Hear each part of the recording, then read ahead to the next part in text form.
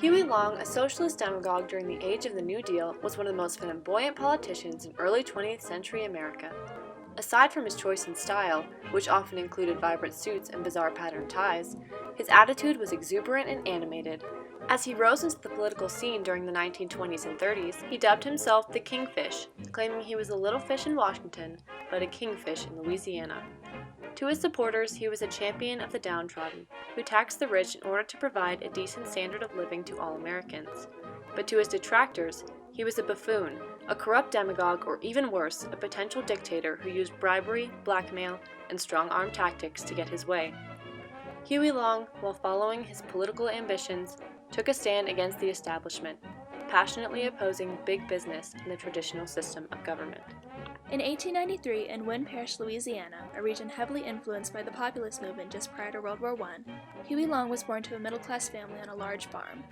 In high school, Long frequently disregarded school officials and even formed a secret society in which all members wore red ribbons and adhered to their own set of rules. His inappropriate, rebellious behavior eventually led to his expulsion. As a result, he never completed high school.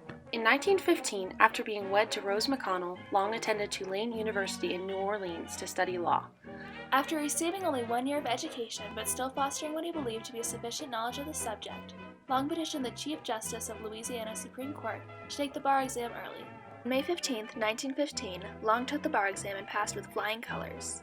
Long's ambitions grew quickly. Returning from New Orleans to his hometown of Wynn Parish, an area that had become a stronghold of socialist sentiment, he decided that law was merely a stepping stone to his career in politics. He told his wife Rose that he would win a minor state office, become a Louisiana governor, continue to run for U.S. Senator, and finally win the title of the President of the United States. He claimed, "I was born into politics, a wedded man with a storm for a bride." And Rose remarked, "It almost gave you the cold chills to hear him tell you about it. He was measuring it all." Huey Long was elected to his first office in November of 1918 as State Railroad Commissioner. The commission had long been run by wealthy businessmen who had the goal to keep themselves rich. Huey used his new position to take a stand against the wealthy interests. From 1918 until 1922, Long worked as Railroad Commissioner. And in 1922, when the commission was renamed the Public Service Commission, Long was elected chairman. He managed to make enemies with many corporations who attempted to unseat him.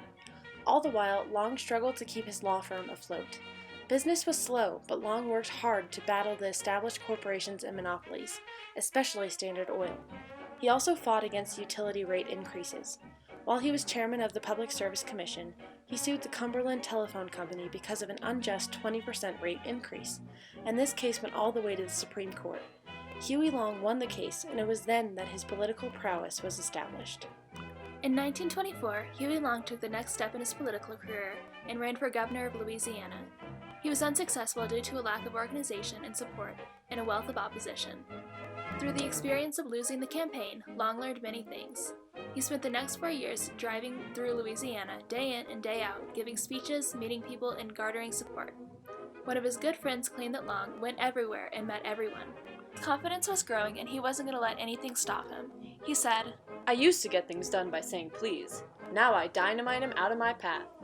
Long was a threat to everything that had been established in Louisiana prior to his arrival. Throughout the campaign trail, Long made extensive use of his charisma and homespun humor.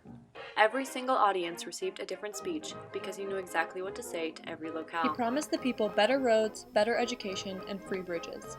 Long gained more support during his second campaign because of his belief that the establishment was preventing the people of Louisiana from thriving. He told people all across the state that the corporations were to blame, and he was their only solution.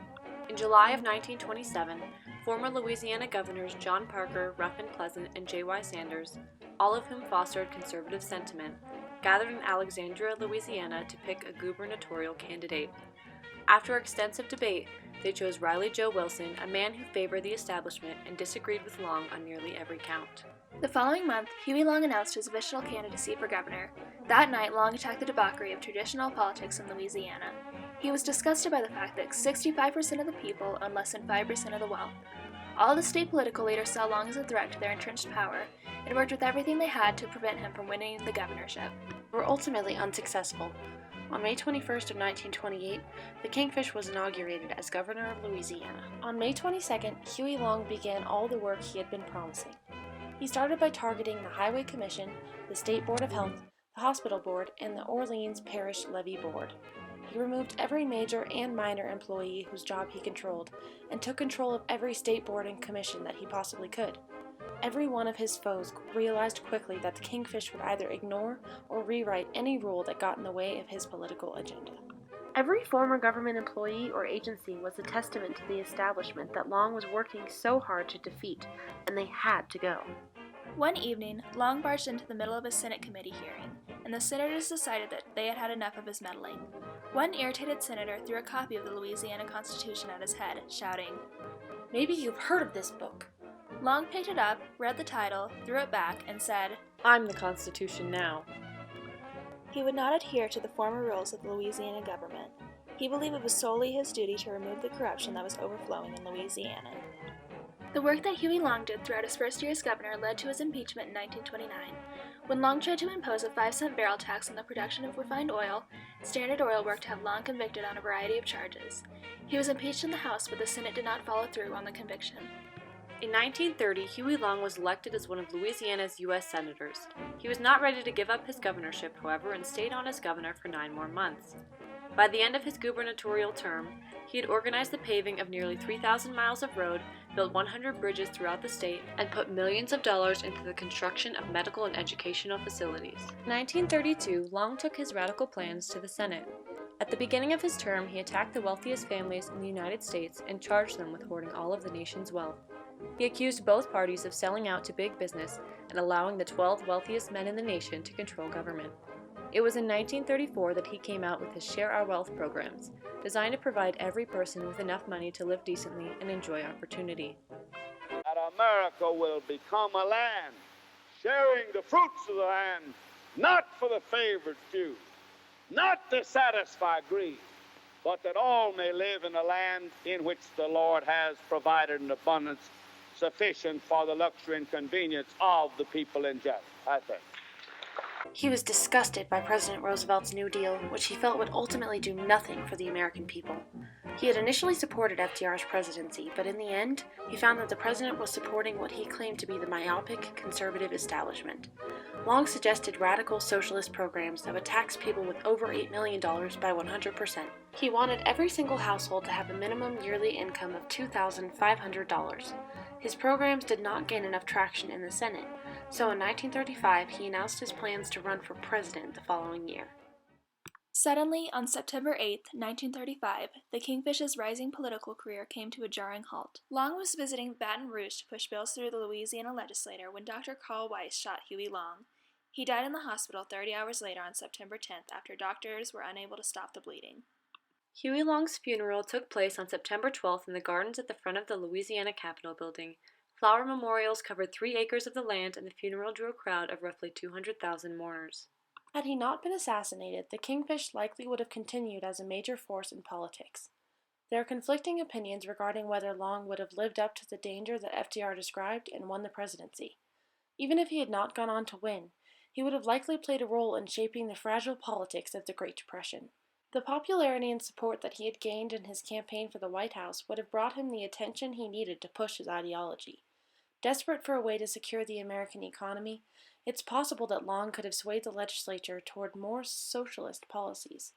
Despite his political career being cut short so early, Huey Long's legacy lives on. Programs started by Long in Louisiana, such as Social Security, federal student loans, and veterans benefits, are still used today. Huey Long's rise to power and his stand against the established government shook the politics of the time and brought his radical theories to the forefront of America's mind. Though his rise through government and fight against the rich was cut short, Reverend Gerald L. K. Smith encapsulated Long's legacy at the Kingfish's memorial service, stating, "The lives of great men do not end with the grave. They just begin." He's alright, he's got a brand new road he's driving on. He can thank God and Huey Long.